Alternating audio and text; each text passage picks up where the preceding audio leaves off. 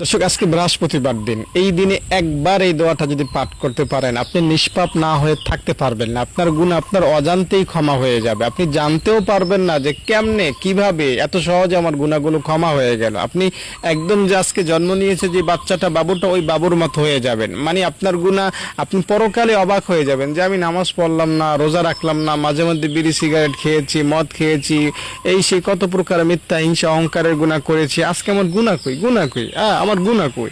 আপনি হয়রান হয়ে যাবেন, আপনার গুনাহ আপনিও খুঁজে পাবেন না। বুঝতে পেরেছেন? এটা এমন একটা পাওয়ারফুল অ্যাকশনওয়ালা দোয়া। তবে দোয়াটা আপনাকে আজকে আমলের নিয়তে, তাওবার নিয়তে, বৃহস্পতিবার মন থেকে, দিল থেকে পড়তে হবে। ঠিক আছে? দোয়াটা আমি আপনাকে একটু শর্ট করে বলছি। আল্লাহুম্মা গফিরলি যামবি কুল্লাহ। আমি আবারও বলছি, আল্লাহুম্মা গফিরলি যামবি কুল্লাহ। লাস্টে হা উচ্চারণ, কুল্লাহ অথবা কুল্লাহু এভাবে পড়বেন। আল্লাহুম্মা গফিরলি যামবি কুল্লাহ অথবা আল্লাহুম্মা গফিরলি যামবি কুল্লাহু।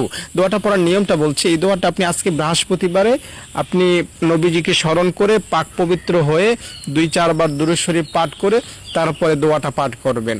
দোয়াটা পাঠ করে আল্লাহকে 3টা কথা বলবেন, আল্লাহ ভুল করেছে অতীতে, আমি এজন্য মাপ চাই। এর